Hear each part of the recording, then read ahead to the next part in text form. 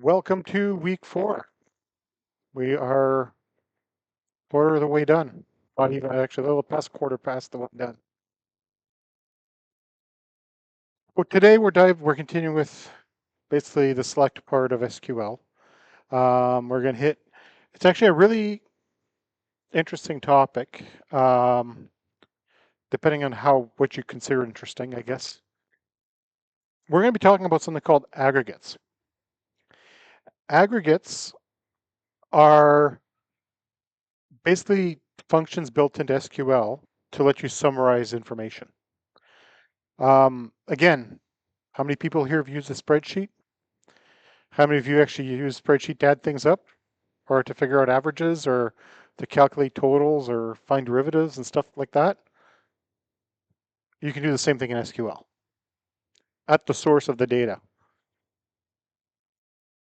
So aggregate functions are basically tools that are built in SQL to let you summarize information.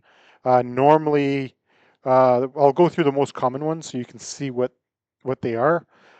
Depending on the database engine you're working with, you may have more available to you. But the ones I'm going to cover today are the ones that are used like 95% of the time. There's 5 or 6 that are used pretty much all the time, and everything past that is slightly more specific, or they're specific functions to the database engine. Anybody here ever study statistics? Took stats in high school? No. Okay. Well, another database engine called Postgres has built-in stats functions. So a lot of the functionality where you'd extract the data out of the database and feed it into a stats package like Statistica or whatever, the database server can do it for you. So it's well worth exploring what these aggregate functions can do for you. But yeah, all right. So let's start with the simplest one.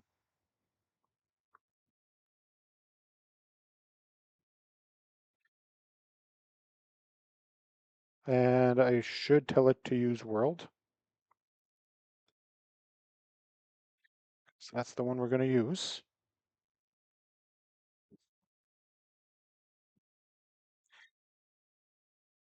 There we go. So select count of star from city.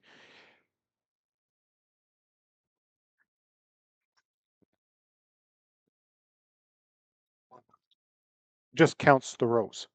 Um, there's something a little special about count, but I'll talk about that one in a minute. Some of the others would be min.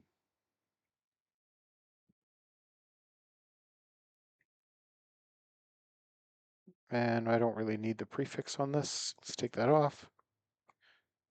The minimum population listed in one of the cities is 42. On the other side, we can go max population. And the biggest city has 10 million. This data is out of date, by the way. It's pretty sure the world's biggest city is more than 10 million. We can do the average.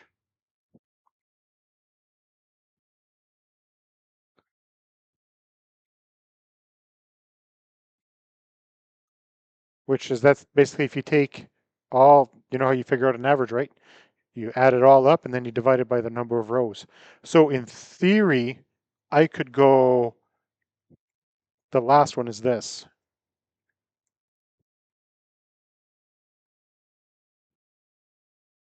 So if I want to add up all the populations, it gives me this big number. So average is literally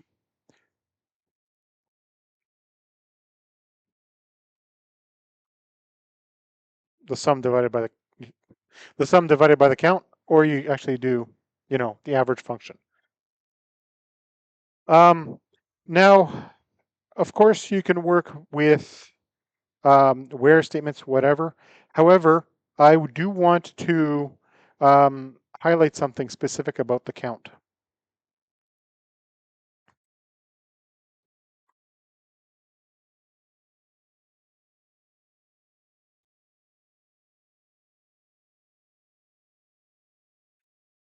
Actually, let's go from country because that's all right. So I counted how many continents out of the country table. Pretty sure everybody in this room is aware there's not 239 continents on the planet Earth. Why? It's counting duplicates. So if we want to not count duplicates, we can do a distinct count, but notice where the keyword distinct is. It's not on the outside of the count, it's on the inside of the count. So what this is going to do, it's going to count the distinct continents. So it looks only for the distinct versions of the continent and then it adds those up. Therefore, we end up with 7. Um, there's a few other things you can't do with aggregates that you have to be careful with. One of these I'll show you guys how to get around it later in the course. You cannot aggregate an aggregate. For example, um,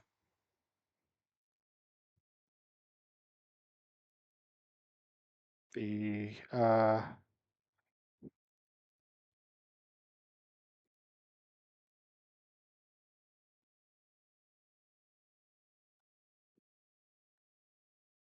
it says you're not allowed to do an aggregate on an aggregate. Why can you not do an aggregate on an aggregate? The way it works is it will retrieve the rows it needs to pull from city. If there's a where clause, it'll apply the where clause as needed. And then it does the aggregate. But the problem is that once it's done the aggregate, it can't do another aggregate. There's only a single pass of math. So therefore, this is something you can't do. Um, you might be wondering, why would I want to do that? When I show you a little bit more about aggregates, it'll come to you why you'd want to aggregate aggregates. It's just you can't do it this way. Um, okay, and the last item I'm going to put in is the fact that you can actually run multiple aggregates at once.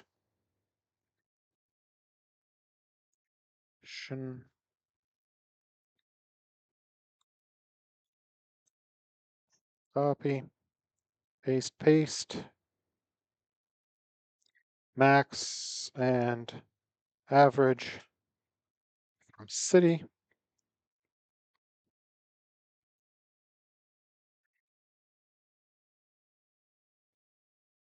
So you can run multiple aggregates at once. One of the things you will notice, though, if you've been paying attention to what comes out of the results of the query, is look at the name of the columns. They're not particularly friendly to use, um, in the sense that if you were using the results of this query within an application of some sort, your application code has to handle the name of the columns, and those are not names of columns that are easy to work with in code because there's parentheses or you could have other special characters. So we're back to um, the aliases I talked about last week. So if I put max and average, now we have nice columns that are easy to read, easy to work with in code, um, nice and handy. Okay, now, so far these have all been basic standard aggregates. We may want to actually do totals, like by categories. So we're going to group the results. Um, every year I ask if anybody in here's ever in the class has ever run surveys, and every year there's less and less people that have actually run a survey. That used to be a really popular thing to do in grade school and high school, to teach kids about, collecting information, which get them to do a survey, like to actually run a survey. And now nobody ever does run surveys. So I say, do you know anything about collating results? And they're like, nah, I have no idea what you're talking about. So I'm like, cool. So let's just say we want to know totals. There's a few ways of doing it. So for example,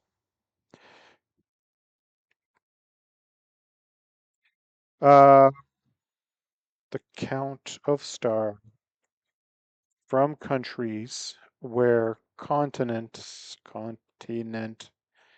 is equal to, it's actually country, not countries, is equal to Asia. Great. So there's 51 registered cities in this database in Asia. If I change this to Europe,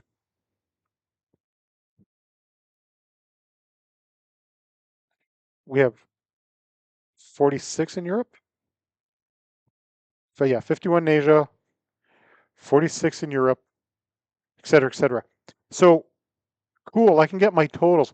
But what happens if I don't actually know these labels?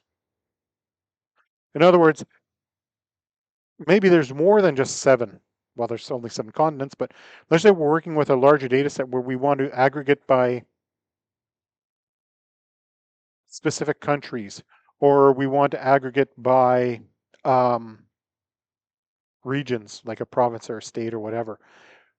We might not know, like obviously I know all the provinces and territories in Canada, but off the top of my head, it would take me a while to get all the American ones. And then I'd have to hand code them all and get the spelling right for every one of them, right? So that's where the group by function comes in. If I go select the count of star from country, but then instead of doing the where, I do group by continent. Now I've got numbers, not useful numbers. Why? Can you tell me what 5 is? It just says 5. It's a magic number. We don't know what 5 is. So you'll want to um, include the field, and suddenly we got something useful. So 58 cities in Africa, or 58 countries in Africa, 5.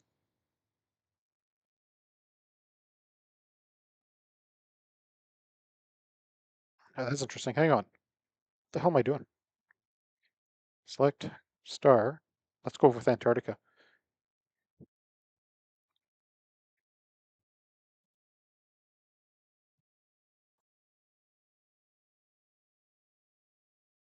Just to double check, see what the data is. Okay, so apparently Antarctica is divided in 5 countries. They're not countries, but they're divisions. Cool.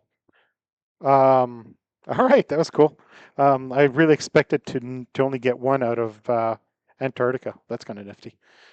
As you can tell, I don't actually. I always do this randomly when I teach this. So these are the, I guess, political countries in each region. Um, Not sure why it says 37 in North America. That's really interesting. This database is so whack. Now, this is where MySQL is a little broken. I'm about to make it do something that every other database server will tell you is wrong. Literally, it will give you an error. MySQL and MariaDB is like a duh. Well, this is okay.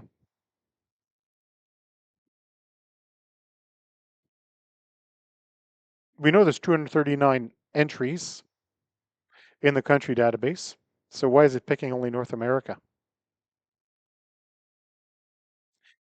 Any other database server, if you do an aggregate with a display field and you don't include the group by, will give you an error saying anything you're displaying must be included in the group by.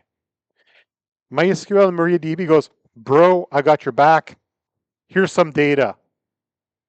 Completely wrong, but it tried to be as helpful as it could, which is why I really hate using MySQL to teach aggregates, because students will do this and they go, I got the answer right, yay. No, you did not. Uh,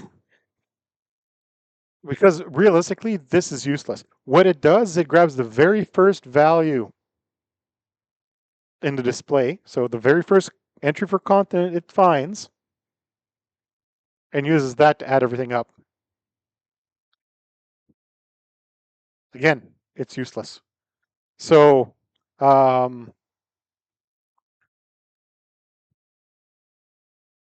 this works, but is very, very wrong.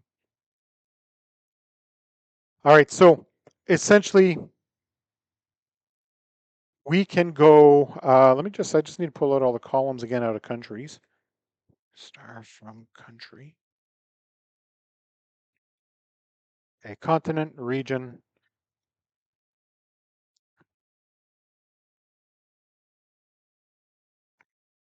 So let's go, oh, I know what it's doing. It's counting it by regions, which is kind of weird. Okay, so I am trying to go, okay, let's go with cities for the next one. Select star from city, district, population, country code. Excellent. All right, this is something I can work with. Select the count of star from city. And now I'm going to group by country code. Cool. So I'm counting cities by country code again. Not useful because we're getting no information. So let's go put in the country code. Somewhat more useful. But let's just say I want to know how many, what the heck did they call it? District? Districts. Okay. Let's say I want to know how many cities per district.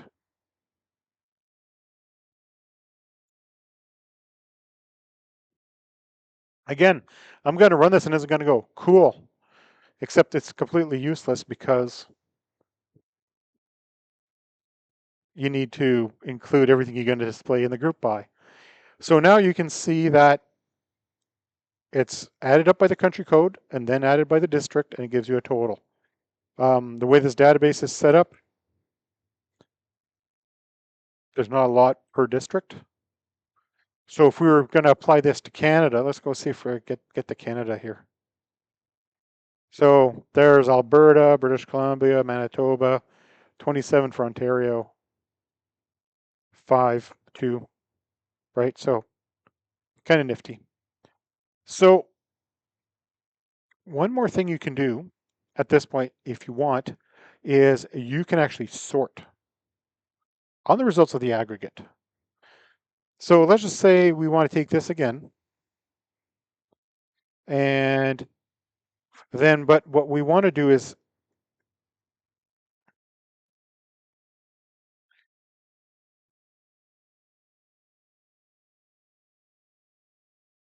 rid of the semicolon. So now I'm sorting. Now, of course, it's going smallest to biggest, which is not that useful because there's a lot of ones, but let's say we want to know what the biggest one is.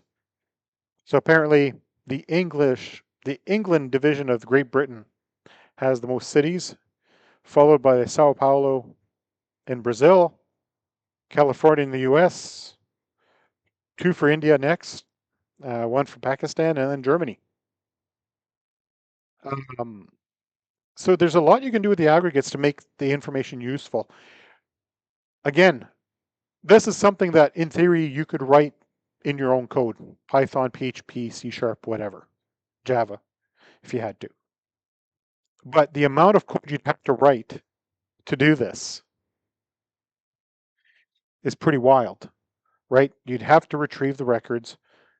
You have to loop through it, adding up all the values, but not only do you have to add up the values, you have to figure out your bins as you go.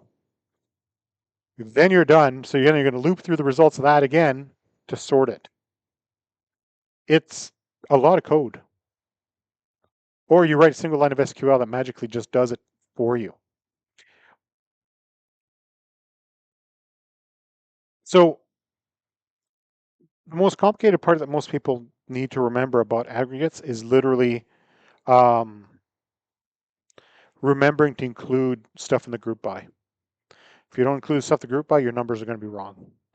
Not knowing what the data looks like will also end up with being wrong results, or results you don't expect, like I just showed you. You know, um, so there's one last item when we talk about aggregates.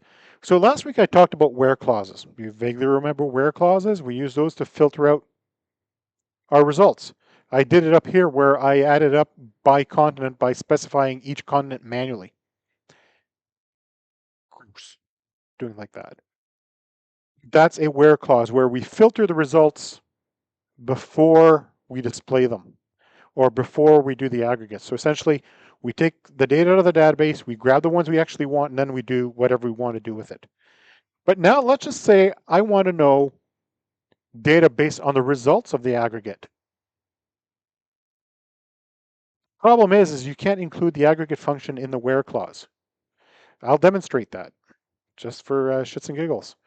Let's go. Okay, so a lot of people will write it like, when they first learn about this stuff, they want to write it like this: is greater than 30. Okay, and then I try to run this, and it's going to give you an error message. Depending on your database engine, the error message will be different. This one says invalid use of a group function. Instead of saying the word aggregate like what it is, calls it a group function. Can somebody guess why this is impossible?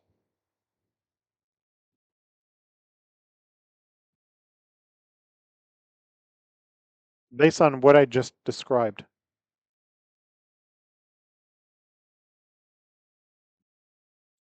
Thinking a little harder. Nope, it has nothing to do with volume of data. You could have millions of rows and this wouldn't make a difference. You could have 5 rows, it wouldn't make a difference.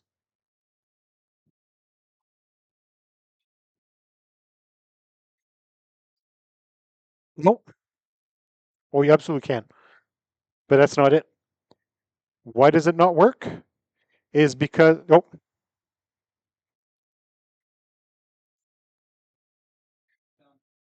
no. Um,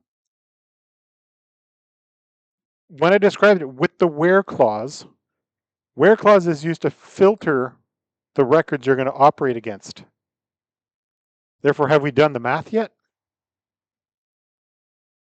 We have not done the math yet, so how can we say, give me something that has a count of more than 30 if we've never even done the math?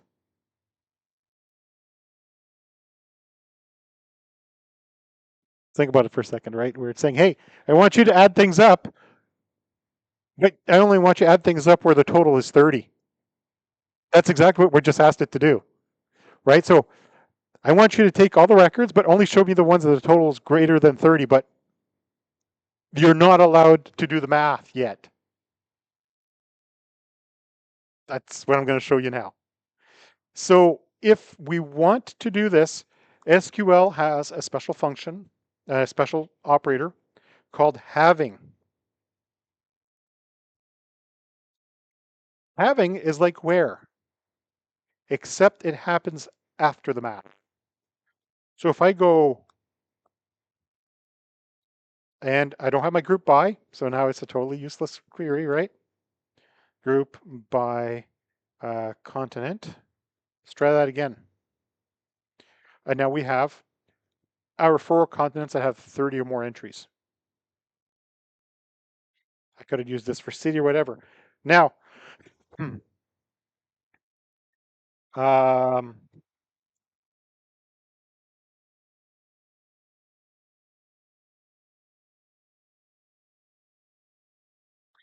no, it's only going to the ones in A.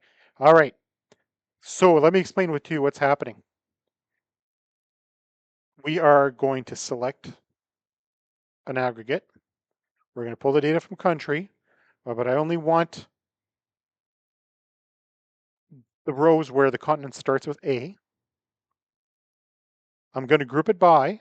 So far I can actually run this and that'll work. I can run the group by. That will work, but it's not running the halving. The halving happens at the end. And now we could, if we want to, we can even slap an order by on here. The order by always comes at the very end. Order by count of star in descending order. And well, let's go in ascending order because that didn't change anything. And now we're changing the order. Literally one of everything from yesterday and like last week in an example. We have an actual fact. Let's add the alias in here to make it extra pretty. call it row count, and now we have an place in here making it pretty-ish. SQL is executed from left to right. Even though right now you're looking at it from top to bottom, it's actually left to right because it starts at the S, which is all the way at the left, and it goes right. So I'm going right. I get to the end here, and everybody goes, well, yeah, now you're on a new line. No, the carriage return is just to the right. We're going to keep going. I'm still at the right, moving right, moving right, moving right, moving right. Now I'm at the end. So what this is doing is, so when I say it's operating from the right, there's an order for the operation. So it's always going to be select first, from, where, group by, and then having, because having needs to have the group by to happen, or in MySQL's case, no, but everywhere else it needs the group by to happen, and then you can order the results.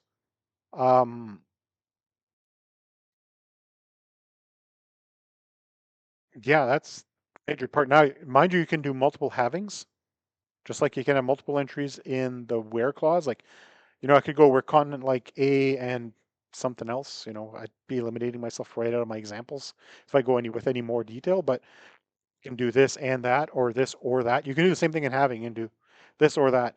Now, unfortunately, um, one of the problems with having is it also acts like a where clause. Um, and let me demonstrate that. And then, so I can rewrite it like this. And if I do this, exact same, like literally you'll see it just flicker, right? And it just ran. Now, this is fine. Yes. Because the database is small. Does anybody in here want to take a guess the logical reason why this is a stupid idea? Or sorry, a bad habit. It's stupid because it's a bad habit to ever do this. You want to take a guess? It's a logical thinking puzzle now. Think about what where does as opposed to having.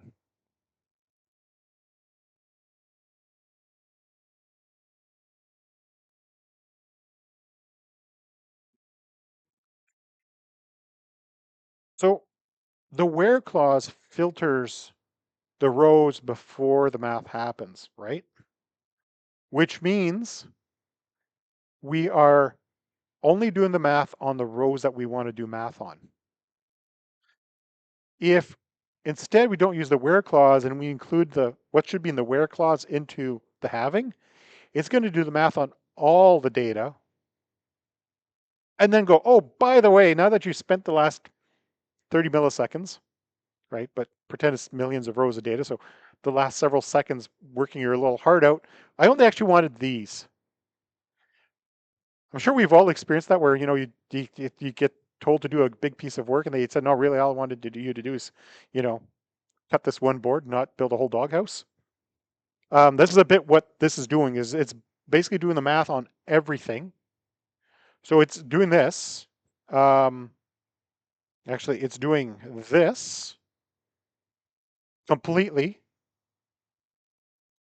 And then it's checking for any that have 30. So then it does this. And then it filters out to the A. Now, like I said, in this database engine, I don't know if there'll be much of a difference in the performance between the two. Not this database engine, but this database. So let's run this. Hang on, where's how long it took? Okay, let's do it. So that took 5 milliseconds. This one's going to take 5 milliseconds too. Okay, the database is too small for this example.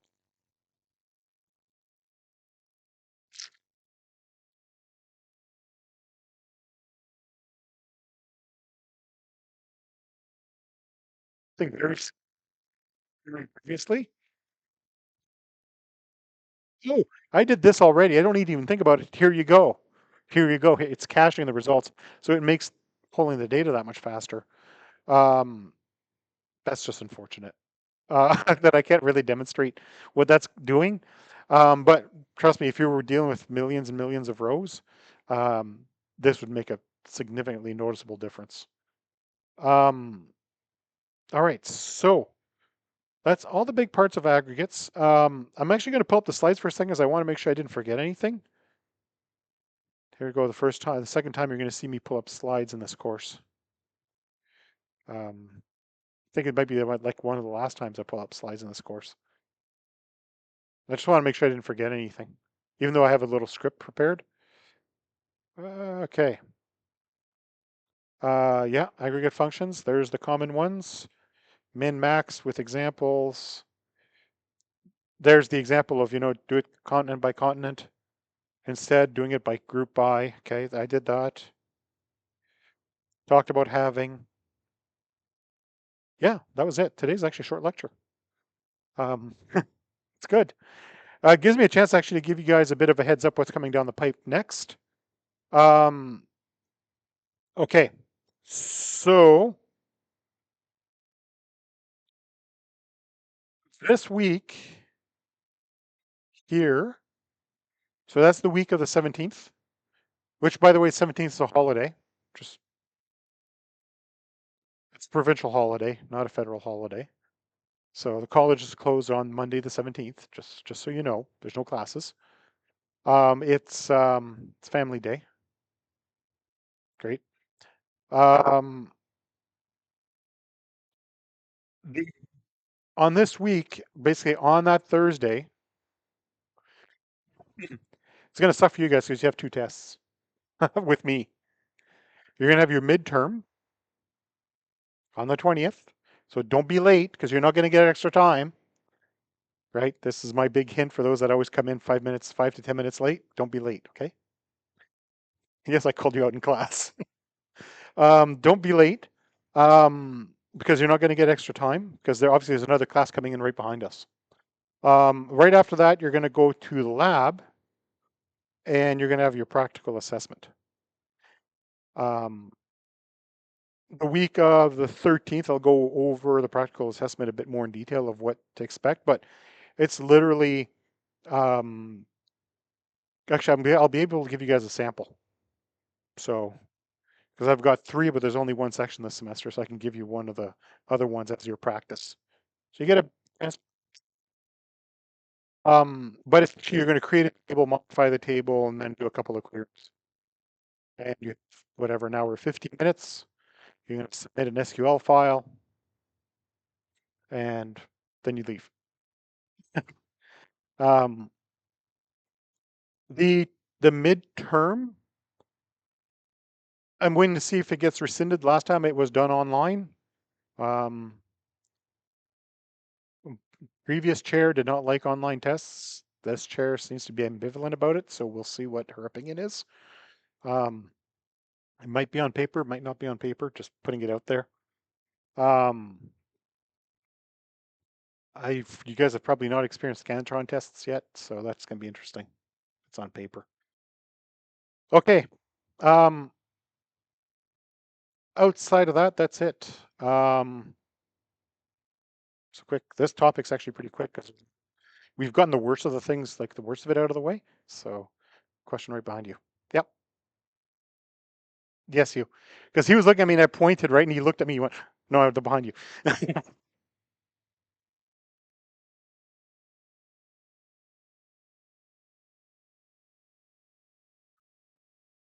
Okay, so the test is based on the slides.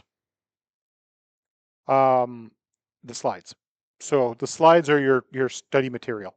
So go through the slides. There's nothing in the slides realistically that I didn't do in class. As I just went through one set of slide now just to make sure that I was not, completely out to lunch and missing stuff. So it's just the slides, not the hybrids. The hybrids are separate.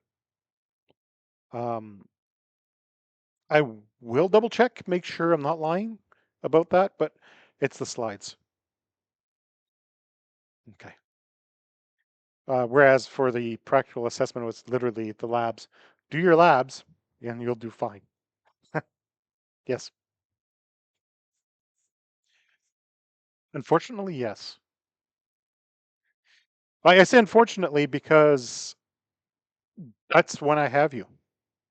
Sometimes you know how you have some courses where you have a lecture one day and then lab on a different day. You guys have them back to back. The good news is it's once you get it, it's one day of pain with me. That's it. Um, I've been told that the first practical assessment isn't too bad. So most people, last semester, most people finished in under an hour. It's not that bad. Um, it used to be bad and I changed it. So it's not that bad anymore on your laptop because you need to write, you have to run queries, right? So that's the practical assessment. You're going to sit there and you're going to, no, God, no, it's all theory. It's multiple guess.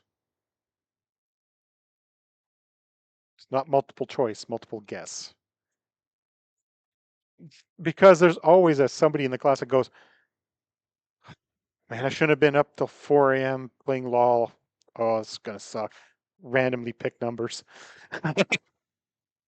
Eeny, miny, mo. So, or they have the magic pencil where they roll the pencil and they got 1 to 4 written on the side of the pencil. Actually, I did have someone that sat once in the back of class and I heard a dice rolling. They brought a 4-sided die and they were rolling a 4-sided die at the back of the classroom. I'm like, statistically, you theoretically could pass. The statistically it's possible. Um, but yeah, I'm gonna find out soon enough whether or not I'm allowed to do it electronically, and I'll let you guys know next week if it's gonna be on paper or not. Um, Either way, it's gonna be almost the exact same test, so it is what it is. All right. Guess we can break here and up we go.